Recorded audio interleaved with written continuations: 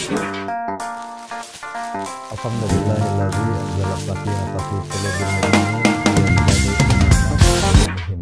Uhayyikum jami'an bi tahiyatil Islam, tahiyatan mubarakah. Assalamualaikum warahmatullahi wabarakatuh. Waalaikumsalam.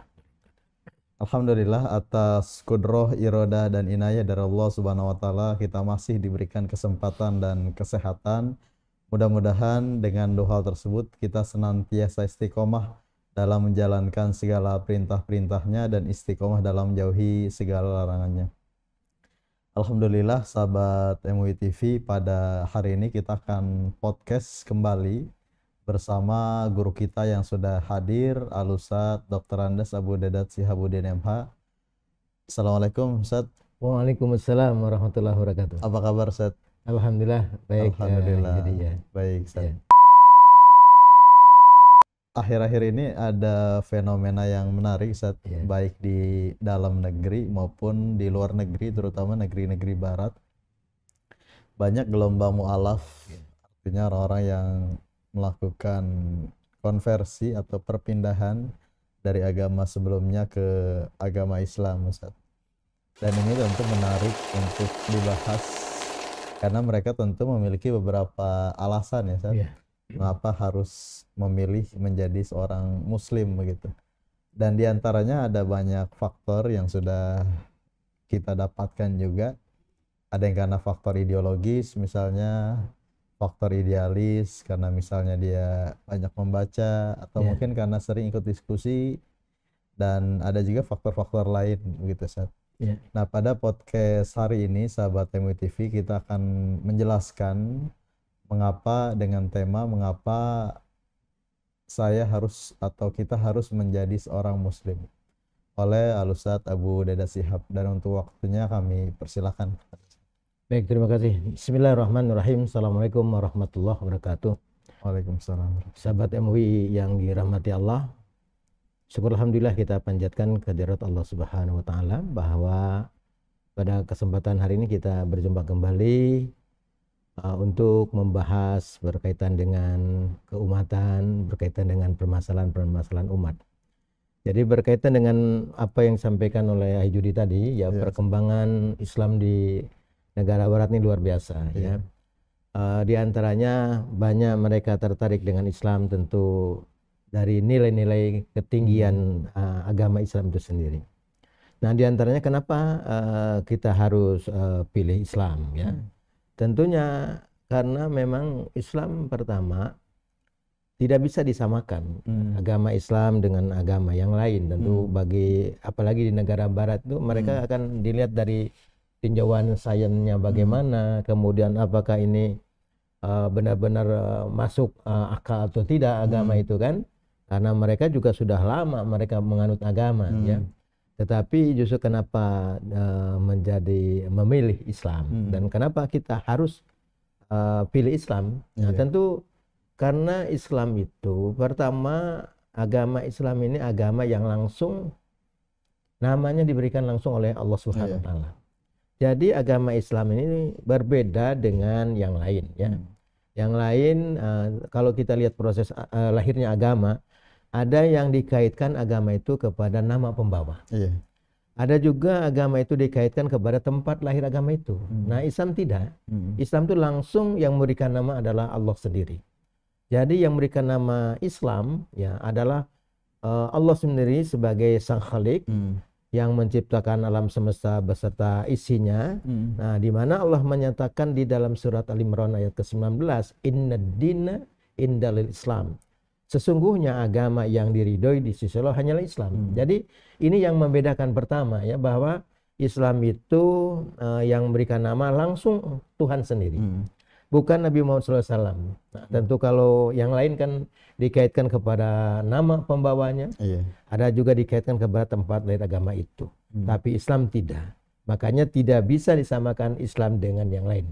Apalagi fenomena untuk menyamakan semua agama sama sekarang sedang terus dikembangkan ya. Islam tidak sama.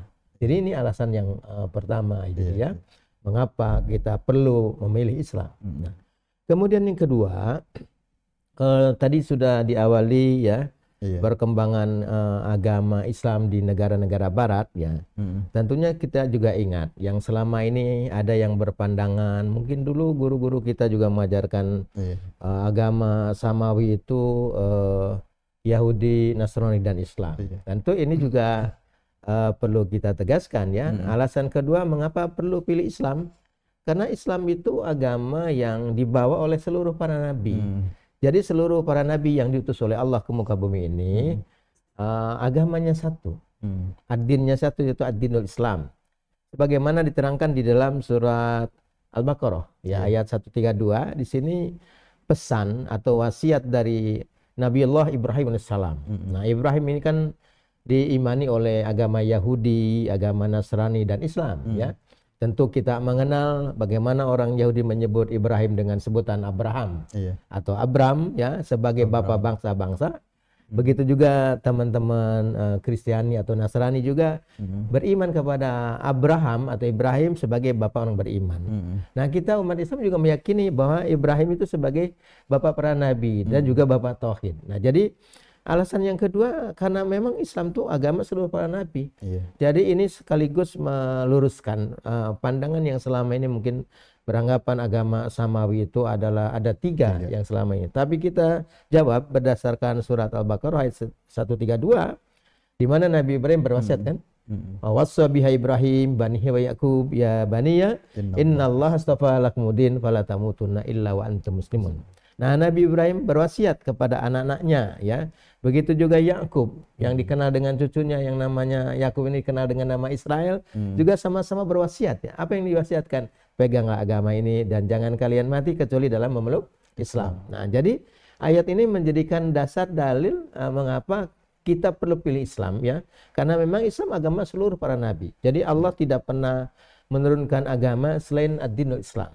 Nah, itu dalil-dalil yang ada, ya, di dalam Al-Baqarah 132. Bahkan pernah juga terjadi perdebatan antara rahib Yahudi dengan Nasrani dari Najran, ya, soal agama Ibrahim, ya. Mereka berdebat di hadapan Rasulullah. Mungkin Ustaz Jody bisa dilihat kembali di surat Al-Imran 67 itu kan. Maka na Ibrahim Yahudian wala Nasranian walakin kana hanifan musliman wa ma kana minal musyrikin. Ini ayat ini turun berkaitan dengan asbabnya terjadi perdebatan tentang agama Ibrahim atau Abraham. Nah, itu alasan yang kedua, ya, mengapa perlu memilih Islam. Nah, yang ketiga juga Islam itu menjadi pilihan, ya, terutama bagi orang-orang yang di luar Islam di negara-negara Barat ini karena melihat Islam itu ternyata agama yang sempurna. Dia tidak hanya bicara tentang konsep Tuhan, ya, tetapi juga bicara tentang bagaimana sempurnanya ajaran Islam itu membahas tentang sains juga ada, berkaitan dengan peribadatan juga lengkap di Al-Quran itunya. Karena Allah sudah menyatakan di surat Al-Maidah, ya, ayat ketiga, ya, di mana Allah berfirman, Al-yauma akmaltu lakum dinakum wa atmamtu alaikum ni'mati wa raditu lakumul Islam madina.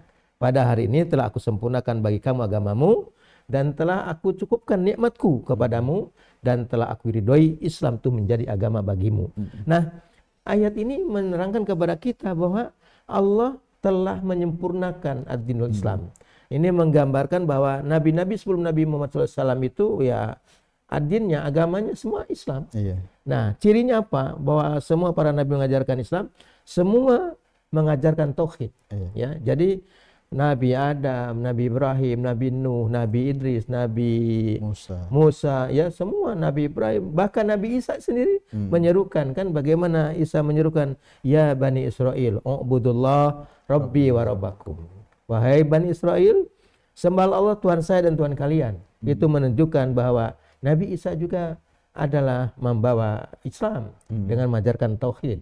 Jadi tidak pernah Isa mengajarkan untuk menyembah dirinya. Nah, itu menunjukkan bahwa seluruh para nabi itu agamanya satu, ya. Nah, baru begitu Allah mengutus Rasul Muhammad SAW, maka kesempurnaan Islam di masa Rasulullah SAW. Ya, itu diantaranya untuk membuktikan kesempurnaan Islam tentu kita lihat bagaimana kitab suci Al-Quran, ya, yang Allah wahyukan kepada Rasulullah Muhammad SAW, itu juga Al-Quran kitab suci yang telah sempurna. Nah, kesempurnaan Quran apa? Nah, karena ada pernyataan Allah juga. Iya. Nah, ini juga yang menjadikan mengapa perlu memilih Islam ya. Karena memang selain Islam sebagai agama yang sempurna, buku kesempurnaan agama Islam itu tadi juga sempurnanya kitab suci Al-Qur'an itu yang Allah terangkan di surat Al-An'am ya, Al-An'am ya. Iya. Ayat 115, fatammat kalimatu rabbik sidqan wa adlan la mubadila li kalimatihi wa huwas samiul alim. Telah sempurna. Yaitu firman Tuhanmu ya, yaitu Al-Qur'an dengan benar dan adil dan tidak ada yang bisa mengubahnya. Jadi di sini membuktikan karena Islam telah sempurna, maka disempurnakan juga kitab sucinya yaitu Al-Qur'an. Nah, sebelumnya sudah turun kitab Taurat kepada Nabi Musa, kitab Zabur kepada Nabi Daud dan kitab Injil kepada Nabi Isa, tapi itu belum sempurna karena itu untuk kaum tertentu. Nah, sementara diutus Rasulullah ya Qur'annya sudah sempurna. Maka banyak sekali tantangan-tantangan terhadap Quran ya. Ada orang yang mungkin itu dia masih ingat bagaimana ketika zaman Nabi muncul seorang yang aku dari Nabi, siapa namanya? Iya, Musailimah Al-Kadzdzab kan? Aku dapat wahyu. Apa wahyunya kira-kira? Kan ada surat Al-Fil, Al-Fil ma Al-Fil wa ma adrakal fil. Nah, ini kan lucu ya. Nah, sama dengan adanya seorang doktor ya yang lahir di kota Nazaret gitu kan. Namanya Anisaros. Setelah kalah dialog dia membuat ingin menjawab tantangan Quran katanya kan. Kata Allah dalam Quran itu kalau masih ragu terhadap kalamullah Al-Quran sebagai kalamullah itu suruh buat seperti Quran ya kan, suruh kumpulkan manusia dan jin tidak akan mampu. Diturunkan juga udah kalau satu Quran tidak mungkin 10 surat saja tapi juga tidak akan mampu, bikin satu surat. Nah, Dr. Anisaros ingin menjawab ini, makanya dia bikin Al-Furqanul Haq. Jadi Al-Furqanul Haq itu artinya ya Al-Quran yang benar. Tapi kita jadi lucu kalau melihat Ustaz Judi ya, bagaimana Anisaros membuat Quran tandingan ibaratnya ya, ingin menandingi Quran. Tapi sekali lagi bagi kita umat Islam, kita harus tetap bangga dan tetap yakin bahwa Islam memang agama yang sempurna. Jadi ditutup kenabian oleh Nabi Muhammad SAW ya, yaitu berdasarkan surat 33 ayat ke-40, maka Muhammadun abadim mirijalikum walaki Rasulullah wa khataman nabiyyin. Nah, ayat ini juga yang menjadikan dasar bahwa Nabi Muhammad adalah penutup nabi dan rasul, dan itu pembuktian bahwa Islam telah sempurna, ditutup kenabian dan juga disempurnakan kitab suci Al-Qur'an itu. Nah, jadi itu luar biasa. Dan ternyata kenapa orang-orang di negara-negara barat ya banyak yang pindah dari Kristiani masuk ke dalam Islam, salah satunya apa? Nah, mereka ditinjau dari sisi sains. Ternyata Al-Quran itu tidak ada yang bertentangan dengan sains. Nah, sementara yang mereka pelajari yang selama ini menjadi kitab suci mereka, kok banyak yang bertentangan dengan sains ya? Bagaimana Maurice Bucaille ya di dalam penelitiannya ya. Kemudian juga mereka tertarik karena memang Islam itu tidak membeda-bedakan antara warna kulit, suku bangsa yang berbeda. Kenapa? Itulah yang menyebabkan banyak dari Black Christian ya menjadi Black Muslim. Nah, karena jamaat yang berkulit hitam itu tidak bisa masuk kepada tempat ibadah mereka yang khusus orang-orang Eropa yang kulitnya putih. Nah, sementara di Islam itu kan mau yang kulit putih, yang hitam, bahasa apapun, suku apapun bisa masuk bersama di dalam satu tempat ibadah namanya masjid. Jadi betul-betul Islam itu agama yang universal, dan mereka juga lebih yakin terhadap Islam itu karena apa? Karena selama ini agama Islam dituduh agama yang tidak toleran gitu kan, mengajarkan kekerasan, menyuruh membunuh dan sebagainya. Ternyata mereka penasaran, ya penasaran akhirnya dia beli itu Al-Quran itu, dia pelajari sendiri, ternyata tidak ketemu ayat-ayat yang selama ini difitnahkan. Dan itu juga yang menjadikan mereka akhirnya pindah, hijrah ke dalam Islam, dan itu alasan kenapa kita perlu pilih Islam. Nah, mungkin jadi. Baik, Ustaz. Kemudian ada dulu ketika zaman Rasulullah dan kemudian di Al-Quran terkait dengan seorang Arab Badui. Kemudian dia mengatakan Islam, tetapi kata Allah, walakin qulu aslamna, ketika dia mengatakan beriman. Nah, kemudian pertanyaan selanjutnya, Ustaz, bagaimana untuk meneguhkan iman Islam ini, Ustaz? Karena terutama iman ini kan yazid wa yankus, ya, Ustaz. Ya. Yazid bil ta'ah wa yankusu bil ma'siyah. Terutama Islam juga bagaimana agar seorang istiqomah, konsisten dan persisten dalam menjalankan agamanya, Ustaz. Ya, jadi pertama ya memang iman seseorang itu kata Nabi kan tadi bisa bertambah bisa berkurang.